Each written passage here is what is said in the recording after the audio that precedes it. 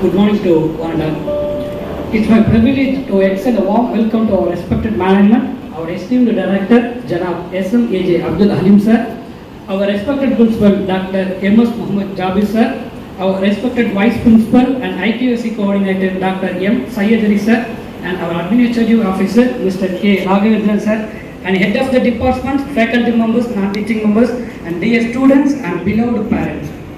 It's our great honor to welcome our esteemed chief guest, whose remarkable achievements and valuable to contribution and truly inspiring. Now, I would like to say a few words about our chief guest in Tamil. முத்து கடல் பதித்து மூன்று நெறிவளத்து கற்று கலை மிகுந்த தாயகத்தில் முத்து கடல் பதித்து மூன்று நெறிவளத்து கற்று கலை மிகுந்த தாயகத்தில் கத்தும் கடலோரத்தில்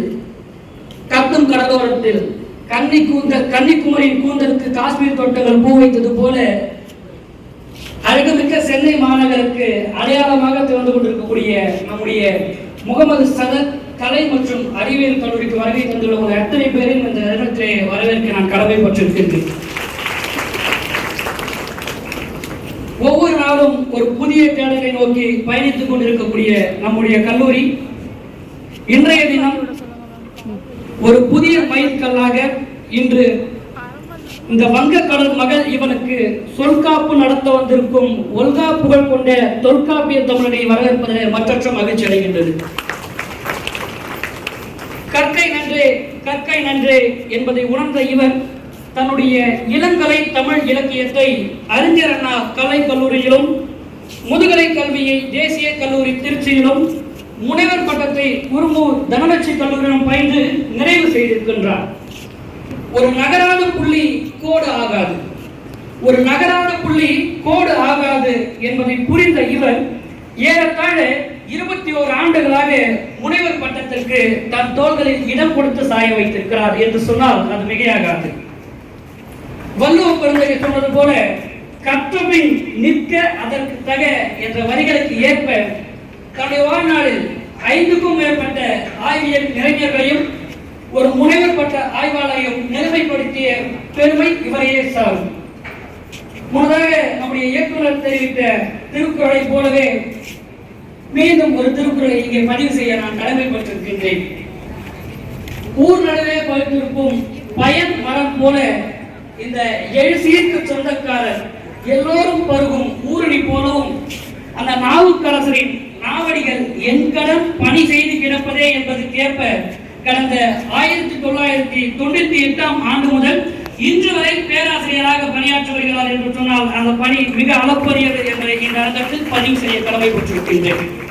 இன்னும் சொல்ல போனால் அவருடைய வாய்மொழியிலிருந்து மூங்கில் இலை மேலே தூங்கும் பனி நீரை வாங்கும் கதிரோனை தூங்கிய பனி நீரை மாறியாக மாற்றி இந்த அரங்கத்தில் பெய்ய வந்திருக்கும் அவரை மீண்டும் ஒருவரை வரவேற்பதில் மற்றற்ற மகிழ்ச்சி அடைகின்றேன். மேலும் பாரதிதாசன் பல்கலைக்கழகத்தின் பேரவை குழு உறுப்பினராகவும் பல்வேறு மாநில தேசிய அரங்கங்களுக்கும் பேச்சு போட்டிகளுக்கும் நடுவராக பணியாற்றிய பெருமைமிக்க நபர் இவர் என்பதை இந்த அரங்கத்தில் தெரிவிக்க கடமைப்பட்டிருக்கின்றேன். அது மட்டுமல்லாது நாட்டு நலப்படை திட்ட அலுவலராகவும் பணியாற்றி இருக்கின்றார். இதுவரை 3 முறை உலக அளவிலும் 18 முறை தேசிய அளவிலும் 5 முறை மாநில அளவிலான மாநாடுகளிலும் கருத்தரங்குகளிலும் தன்னை இணைத்துக் கொண்டு தமிழுக்கும் தன்னகத்திற்கும் பெருமை சேர்த்திருக்கிறார் என்று சொன்னால் அது மிகையாகாது. கவிஞர் நா. முத்துக்குமாரின் ஒரு ஒற்றை வரியை இந்த இடத்தில் நான் பதிவு செய்ய கடமைப்பட்டிருக்கின்றேன். ஒரு மூட்டை புத்தகம் கிடைக்கும் என்று சொன்னால் என் தகப்பன் என்னையும் விற்று விடுவார் என்ற அந்த அற்புதமான வரிகளுக்கு ஏற்ப இதுவரை 26 ஆய்வு கட்டுரைகளையும் 4 நூல்களையும் தமிழ் கூறும் நல்லுலகத்துக்கு கொடுத்து மகிழ்ந்திருக்கிறார் என்று சொன்னால் அது அவரின் பெருமையே சாரும் என்பதில் எந்தவித அச்சமும் இல்லை. இவருடைய பாட்டியும் பாகனும் எனும் கவிதை சென்னை இலக்கிய பீடத்தின் சிறப்பு பரிசினை பெற்றவை. இவருடைய சாக்லேட் பாப்பாக்கள், கவிதை சோறு, பாட்டியும் பாகனும், வாழ்விக்க வந்த வள்ளலார், இல்லனையிலா உள்ளிட்ட பல்வேறு கவிதைகள் இன்றைய பல்வேறு விதமான நாளிதழ்களில் வலம் வந்திருக்கிறது என்று சொன்னால் அது அவர் தமிழ் மீது கொண்ட ஆர்வத்தை வெளிப்படுத்துகிறது என்பதில் எந்தவித அச்சமும் இல்லை. நிறைவாக வலசை போன ஒரு பறவை கூடு திரும்புதல் இயல்பானதே. வலசை போன ஒரு பறவை கூடு திரும்புதல் இயல்பானது. அதுபோல பல்வேறு உயர் அதிகாரிகளையும் வல்லுநர்களையும் ஆய்வாளர்களையும் மேலும் இந்திய திருநாட்டின் முதல் குடிமகனான மதிப்பிற்குரிய திரு வெங்கட்ராமன் அவர்களை படித்த அதே கல்லூரியில் பயின்று இன்றைக்கு அதே கல்லூரியின் தமிழ் துறை தலைவராக உயர்ந்த இவருக்கு கவிப்பேரரசின் ஒரு வரிகளை சொல்லி பாராட்ட கடமைப்பட்டிருக்கிறது நமது முகமது சதக் கலை மற்றும் அறிவியல் கல்லூரி. பரிந்துரை ஒருவரை அறிமுகம் மட்டுமே செய்யும். பரிந்துரை ஒருவரை அறிமுகம் மட்டுமே செய்யும். திறமை மட்டும்தான் அவரை அங்கீகரிக்கப்படும் என்ற அந்த வார்த்தையின் அடிப்படையிலே இன்றைக்கு அவரை அழைத்து பெருமை சேர்த்திருக்கிறது நம்முடைய முகமது சதக் மற்றும் கலை அறிவியல் கல்லூரி. இப்படிப்பட்ட சிறப்புகளை கொண்ட மிக சிறந்த பேச்சாளர், நாடு போற்றும் நல்லறிஞர், நல்ல தமிழர், ஊடக வெளிச்சத்திற்கு அப்பாலும் கல்லூரிகளுக்காகவே பயணித்துக் கொண்டிருக்கக்கூடிய பெரும் மதிப்பிற்குரிய நம்முடைய முனைவர் நீலகண்டன் ஐயா அவர்களை வரவேற்க நம்முடைய முகமது சதக் கலை மற்றும் அறிவியல் கல்லூரி கடமைப்பட்டிருக்கின்றது. இன்னும் நிறைவாக சொல்ல வேண்டும் என்று சொன்னால், சர்க்கரை பொங்கலை கூட சிரிக்கின்ற திங்களாக மாற்றியதும், சாதாரண மிளகு சீரக ரசத்தை கூட தன்வசமாக மாற்றியதும் பெருமை இவரையே சேரும். அப்படிப்பட்ட முனைவர் திரு நீலகண்டன் அவர்களை வரவேற்பதிலே, அவரை அறிமுகப்படுத்துவதிலும் மற்றற்ற மகிழ்ச்சி அடைகின்றோம். இந்த நல்லதொரு வாய்ப்பினை நல்கிய நம்முடைய முகமது சதக் மற்றும் கலை அறிவியல் கல்லூரி நிறுவனத்திற்கு என்னுடைய அன்பு கலந்த நன்றிகளை தெரிவித்துக் கொள்கின்றேன். நன்றி, வணக்கம். Thank you sir. பேச்சாளர், எழுத்தாளர், படைப்பாளர், கவிதை நாயகன், பட்டிமன்ற பேச்சாளர், சமூக ஆர்வலர், உளவியலாளர், சிந்தனையாளர் என பல்வேறு பண்புகளுக்கு சொந்தக்காரர். தோன்றின் புகழோடு தோன்றுக, அத்திலா தோன்றலின் தோன்றாமை நன்று என்ற குறளுக்கு இலக்கணமாய் பார்ப்போற்றும் தமிழ் மகன் முனைவர் ச. நீலகண்டன், உதவி பேராசிரியர், தமிழ்துறை, தேசிய கல்லூரி தன்னாட்சி, திருச்சிராப்பள்ளி அவர்களை சிறப்புரையாற்ற வருமாறு அன்போடு அழைக்கிறோம்.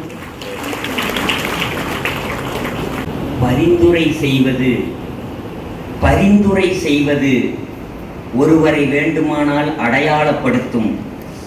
ஆனால் ஒருவரின் திறமைதான் அவரை அங்கீகரிக்கும். உன்னை திருச்சியிலிருந்து எங்களுக்கு பரிந்துரை செய்தவர் முதல்வர் முனைவர் ஜாபீர் அவர்கள். அந்த பரிந்துரை என்பது அடையாளப்படுத்த மட்டும் தான். ஆனால் நீ ஒழுங்காக பேசுகிறாயா, உன்னை அங்கீகரிக்கட்டுமா இல்லையா என்பது உன் திறமையை வைத்துத்தான் என்று சொல்லாமல் சொல்லியிருக்கிற தம்பி மணிமாறா, அவருடைய பரிந்துரையை நான் காப்பாற்றுவேன். ஏழைகள் கல்விக்கூடம் நோக்கி செல்ல முடியவில்லை என்றால், கல்விக்கூடங்கள் ஏழைகளின் குடிசை நோக்கி செல்ல வேண்டும் என்றார் சுவாமி விவேகானந்தர். இந்த எளிய பகுதியில் இருக்கிற மக்களின் ஈடேற்றத்துக்காக, இங்கிருக்கிறவர்களை கரை சேர்க்க வேண்டும் என்பதற்காக, இந்த வங்கக்கடலில் அலையடிப்பதைப் போல என் பிள்ளைக்கு கல்வி கிடைக்காதா என்று மனங்களிலெல்லாம் அலையடித்துக் கொண்டிருக்கிற பெற்றோர்களுக்கு இதோ அந்த வங்கக்கடலின் கரையில் கலங்கரை விளக்கமாய் முகமது சதக் கல்லூரி இருக்கிறது. உங்கள் பிள்ளைகளை கரை சேர்ப்போம் என்று 36 ஆண்டுகளுக்கு முன்னரே கல்வி நிறுவனத்தை தொடங்கி, அதற்கும் ஒரு 14 ஆண்டுகளுக்கு முன்னரே இந்த அறக்கட்டளை தோற்றுவித்த இந்த திருத்தலத்தை நான் நெஞ்சார வணங்குகிறேன். என் மீது என்னை பேச்சாளராக நீங்கள் அழைத்திருக்கிறீர்கள். எனக்கு உச்சரிக்கிற உதடுகளை விட உதவி செய்கிற கரங்களை நான் மேலானதாக நம்புகிறவன். வார்த்தைகளை விட செயல்படுகிற கைகளே உயர்ந்தவை என்று நான் நம்புகிறேன். நான் முகஸ்துதிக்காக அல்ல, அவர் என்னை அழைத்ததற்காக அல்ல, நான் அருகிலிருந்தும் தூரத்திலிருந்தும் பேராசிரியர் முனைவர் முகமது ஜாபீர் அவர்களின் துருதுருப்பையும் பரபரப்பையும் அவருடைய உயிர் துடிப்பையும் அவர் செயல்பாட்டையும் நான் பார்த்திருக்கிறேன், வியந்திருக்கிறேன். வகுப்பு பாடத்தையும் புத்தகத்தையும் பள்ளி பாடத்தை மட்டுமே படித்துக் கொண்டிருந்த பள்ளிக்கூடத்து மாணவர்களை எல்லாம் அப்படியே எறும்பு சாறை சாறையாய் அழைப்பது போல தன்னுடைய பயோடெக் டிபார்ட்மெண்ட்டுக்கு உயிர்நுட்பவியல் ஆய்வகத்துக்கு அழைத்து, நீங்கள் உயர்கல்வித்துறை என்கிற ஆகாயம் இருக்கிறது, வந்து பாருங்கள் என்று பள்ளி மாணவர்களை எல்லாம் தன் துறைக்கு அழைத்து வந்து, அது மட்டுமல்ல பன்னாட்டு கருத்தரங்குகளிலும் உலக நாடுகளே உச்சியில் வைத்து கொண்டாடுகிற உலக கருத்தரங்குகளிலெல்லாம் தன்னுடைய ஆய்வு மாணவர்களின் ஆய்வு கட்டுரையை முதலிடத்தில் வருகிற அளவுக்கு ஊக்கப்படுத்தியவர் எங்கள் தேசிய கல்லூரியின் பேராசிரியர் உயர் திரு ஜாஃபீர் அவர்களை நான் நெஞ்சார வணங்குகிறேன். இன்றைக்கு அவர் உங்களுக்கு முதல்வராக இருக்கிறார். நான் நினைக்கிறேன், எழுத்தாளர் கவிஞர் பிரமிழ் சொல்லுவார், அதிருகிற கம்பி துருப்பிடிக்காது என்பார். அதிர்ந்து கொண்டே இருக்கிற கம்பி ஒருபோதும் துருப்பிடிக்காது. உழைத்து கொண்டே இருக்கிறவன் நிச்சயமாய் உயரத்தில் உட்காருவான். அப்படி முயற்சியையும் முன்னெடுப்பையும் முயற்சிப்பதில் முதல் நபராக இருந்தவர் இன்று முதல்வராக அமர்ந்திருக்கிறார். ஒரு உடன் பிறந்த சகோதரனாய் நான் உள்ளம் மகிழ்கிறேன், மகிழ்ச்சி அடைகிறேன். என்னை அறிமுகப்படுத்திய உயர் திரு மணிமாறன் அவர்களும் பேராசிரியை அவர்களும் இங்கிருக்கிற துறை தலைவர் அவர்களையும் நான் பார்க்கிறேன். காரணம், நீங்களும் நானும் ஒரு சாதிக்காரர்கள், பேராசிரியர்கள். நான் பேராசிரியன் என்பதற்காக உங்கள் முன்னால் நிற்கவில்லை. ஒரு நாமக்கல் பக்கத்தில் ஒரு கிராமத்தில் வானம் பார்த்த பூமியை உழுது பிழைக்கிற ஒரு கலப்பை சாதிக்கு பிள்ளையாக பிறந்த ஒரு விவசாய பிள்ளைதான் இன்று பேராசிரியராக உங்கள் முன்னால் நான் வந்து நிற்கிறேன். அதற்காக நான் விவசாயத்தை குறைத்து மதிப்பிட்டதாக நினைத்துவிட வேண்டாம்.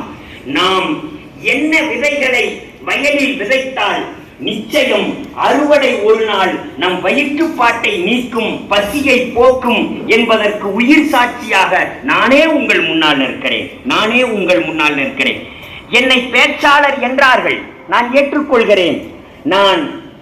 எனக்கு பேராசிரியர் பதவியை வாங்கி கொடுத்தது எது தெரியுமா?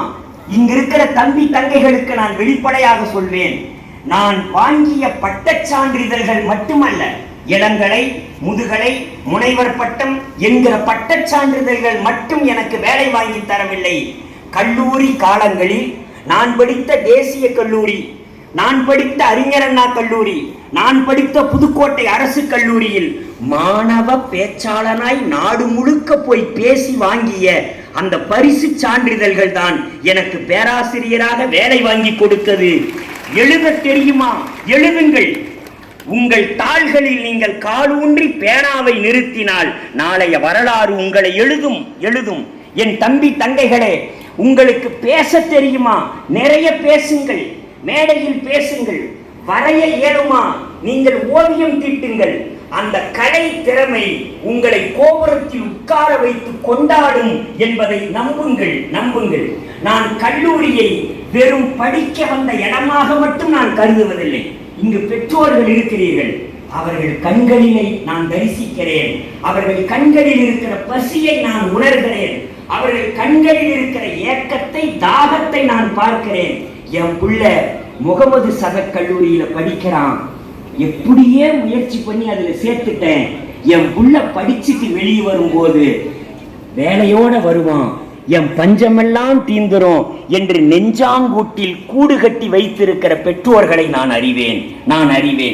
இந்த வருஷத்தோட என் பிள்ளைக்கு படிப்பு முடிஞ்சிருச்சு, அடுத்த வருஷம் அவன் ஒரு வேலைக்கு போயிடுவான், என் குடும்பத்தை கரை சேர்ப்பான் என்று நினைக்கிற அப்பாக்களை நான் பார்க்கிறேன்.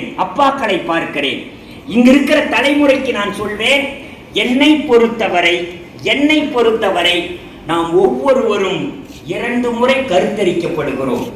முதல் முறை தாயின் கருவறை, 2வது முறை கல்லூரியின் வகுப்பறை. 2 முறை கருத்தரிக்கப்படுகிறோம். என் பெற்றோர்கள் ஒரு விதத்தில் குழந்தைகளை 2 கைகளால் தூக்குவோம். நீங்கள் பார்த்திருப்பீர்கள், குழந்தைகளை 2 கைகளால் தூக்குவோம். பேராசிரியர் என்கிற முறையில் நான் சொல்கிறேன், உங்கள் குழந்தைகளை, உங்கள் மகளை 2 கையால் தூக்கினால் அதில் ஒரு கை பெற்றோர்களுடைய கை, ஒரு கை பேராசிரியர்களுடைய கை, எங்களின் கைகள். நீங்கள் கருவாக்கி தந்தீர்கள், நாங்கள் நிச்சயம் உருவாக்கி தருவோம். நீங்கள் கருப்பையில் சுமந்தீர்கள், நாங்கள் வகுப்பறையில் சுமக்கிறோம். நீங்கள் மடி மீது தாங்கினீர்கள், நாங்கள் எல்லாம் தோள் மீது தாங்குவோம். நீங்கள் குழந்தையை பெற்றுக் கொடுத்தீர்கள், அவர்களுக்கு நாங்கள் கற்றுக் கொடுக்க போகிறோம். இந்த குழந்தையை பெற்று இந்த உலகத்துக்கு இந்த குழந்தையை அறிமுகப்படுத்தினீர்கள், நாங்கள் இந்த உலகத்தையே உங்கள் குழந்தைக்கு அறிமுகப்படுத்துவோம். இதுதான் எங்கள் பணி. இதற்கு நாங்கள் உறுதி சொல்கிறோம். கவிஞர் வாலி சொல்வார், ஆசிரியன் என்கிறவன் வெறும் பாடம் நடத்துகிறவன் அல்ல, அவன் என்னவாலாம் கூத்தாடியா மாறணும் தெரியுங்களா, எப்படி எல்லாம் நடிக்கணும் தெரியுமா. கடை கூத்தாடியை விட மோசமான வேலை நம்ம வேலை. வெறுமனே நடத்திக்கிட்டு இருந்தா ஒரு ஏஐ வந்துச்சு, 1 மணி நேரம் சவுண்ட் விட்டுச்சு, போயிடுச்சும்பான். இதையெல்லாம் நாங்கள் கண்டிருக்கிறோம். ஒரு ஆசிரியன் வெறுமனே ஆசிரியன் அல்ல, அவன் என்னவாக எல்லாம் இருக்க வேண்டும் என்று அந்த கவிதையில் பட்டியல் போடுவார். எழுத்தறிவிக்கும் எங்கள் ஆசான் அழுக்கு மனதை வெளுக்கும் வண்ணான். உடனே சாதி பேர சொல்லிட்டான்னு கேஸ் போடுறாங்க. சொல்றேன், எழுத்தறிவிக்கும் எங்கள் ஆசான் அழுக்கு மனதை வெளுக்கும் வண்ணான். குப்பை மனதை கூட்டி துப்புரவு ஆக்கிடும் தோட்டியும் அவன்தான். குப்பை மனதை கூட்டி பெருக்கி துப்புரவு ஆக்கிடும் தோட்டி, மனதை கொத்தி கிளறி அன்பு என்கிற நீர் பாய்ச்சி அறிவு என்கிற விதையை ஊன்றி விளைவித்திடுகிற விவசாயி அவன்தான், ஆசிரியர் தான். என்னும் மண்ணை பிசைந்து வண்ண பானைகள் வனையும் குயவன் அவன்தான். நீங்கள் மண்ணாக, களிமண்ணாக, பசை உள்ள மண்ணாக உங்கள் குழந்தைகளை எங்கள் கையில் கொடுத்திருக்கிறீர்கள்.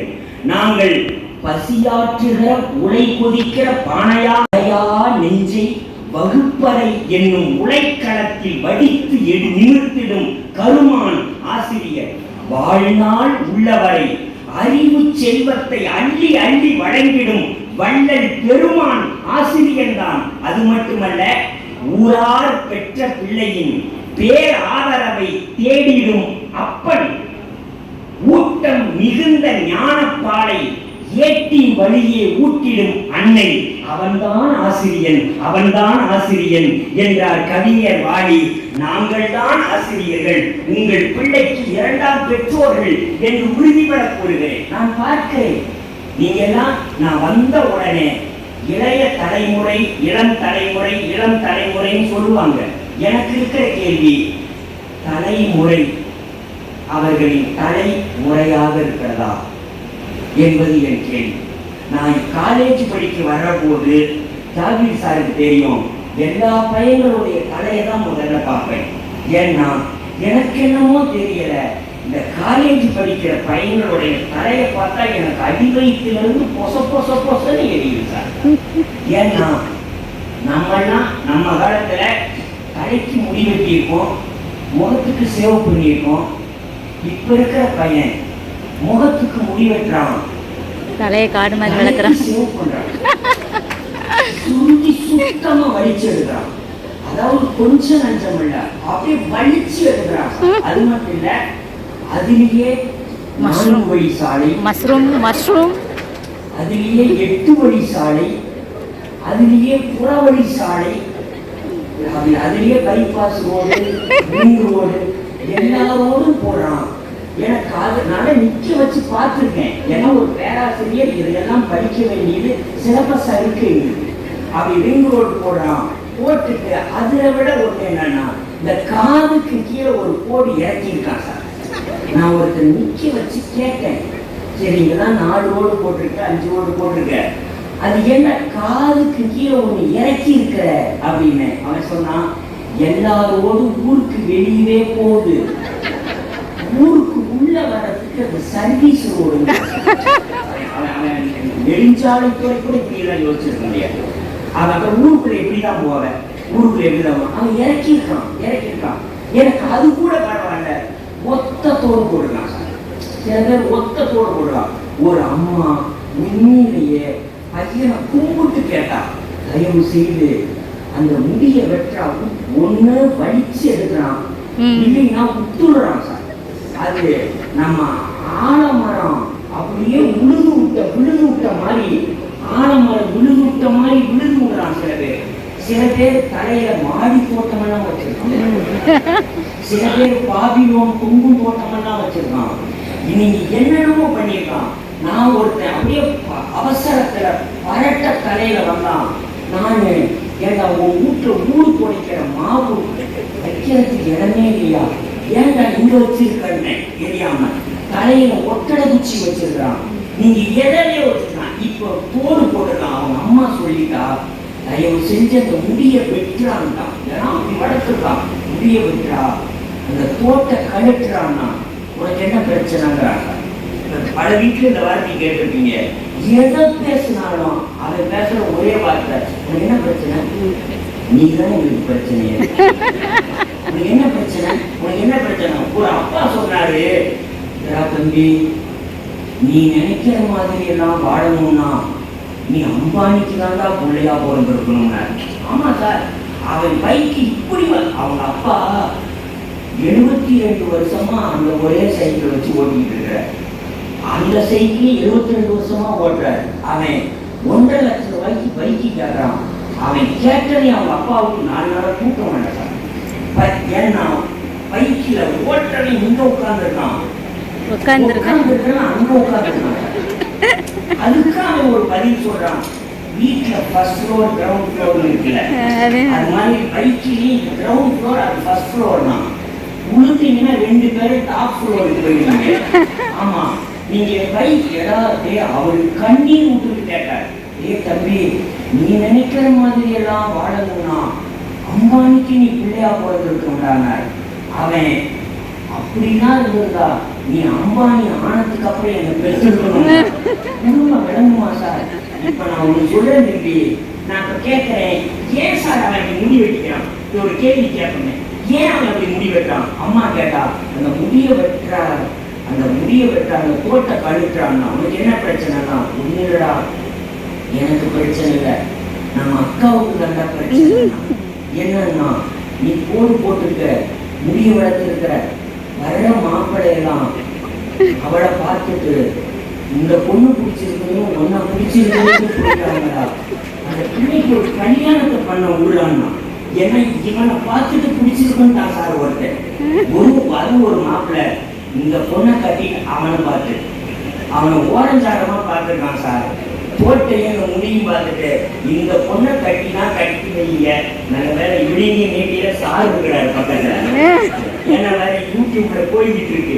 இந்த பொண்ணை கட்டினா கட்டி வைங்க, இன்னும் கல்யாணமே வேணாங்கிற ஒருத்தன் ஒன்றை பார்த்துட்டு பல்கலைக்கழகத்தில் முகமது சதக் கல்லூரியின் மாணவன் தங்கப்பதக்கம் பெற்றவன் என்று முடிசூட்டிக் கொள்வதனால் மற்றவர்கள் உன்னை பார்க்கட்டும் தம்பி, உன்னை பார்க்கட்டும். மறந்துடாத, நீ ஒரு ஒத்த போடு போட்டுக்கிறதுனால உன்னை மற்றவங்க பார்க்கவாங்கன்னு நினைக்காத. ஆளுநர் பக்கத்தில் இருக்க, தமிழ்நாட்டு ஆளுநர் பக்கத்தில் இருக்க, மாண்பமை துணைவேந்தர் இருக்க, அந்த மாபெரும் பட்டமளிப்பு விழாவில் தங்கப்பதக்கம் உன் தோள்களை தழுவுகிற போது அது தோட்டை விட, அந்த ஒற்றை தோட்டை விட முகமது சதக் கல்லூரியின் மாணவன் இந்த பாடத்தில் தங்கப்பதக்கம் பெற்றான் என்று அரசு அறிவிக்கிற போது அதுதான் உலகை உன்னை நோக்கி திரும்ப வைக்கும், உலகம் உன்னை விரும்ப வைக்கும் என்று நம்பியதனால் தான் நான் உங்கள் முன்னால் வந்து நிற்கிறேன். மறந்துடாத, நீங்க படிப்புங்கிறது அவ்வளவு சாதாரணமானதல்ல. இன்றைக்கும் சொல்லுகிறேன், பாரிஸ் நகரத்தில், லண்டன் பாரிஸ் நகரத்தில் இருக்கிற நூலகத்தில் 2 பேருடைய போட்டோ மட்டும்தான் இன்றைக்கு மாட்டி வைத்திருக்கிறார்கள். சென்று வந்தவர்களும் சொல்கிறார்கள், அந்த 2 பேருடைய போட்டோ தான் இன்னைக்கு வரைக்கும் இருக்கு. அந்த 2 பேருடைய போட்டோ ஏன் மாட்டியிருக்காங்க? அவங்க என்ன உலக பணக்காரர்களா? இல்லவே இல்லை.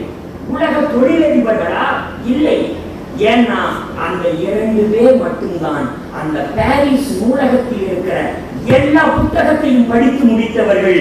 அதனால் அந்த 2 பேருடைய போட்டோ மட்டும் மாற்றப்பட்டிருக்கிறது. அதுல இன்னும் கலட்டல. ஏன் தெரியுமா? அவர்கள் இறந்து பல வருடங்கள் ஆகிவிட்டது. இன்றைக்கு வரைக்கும் அந்த நூலகத்தில் இருக்கிற எல்லா புத்தகத்தையும் அவர்களை போல எவனும் படிக்கவில்லை.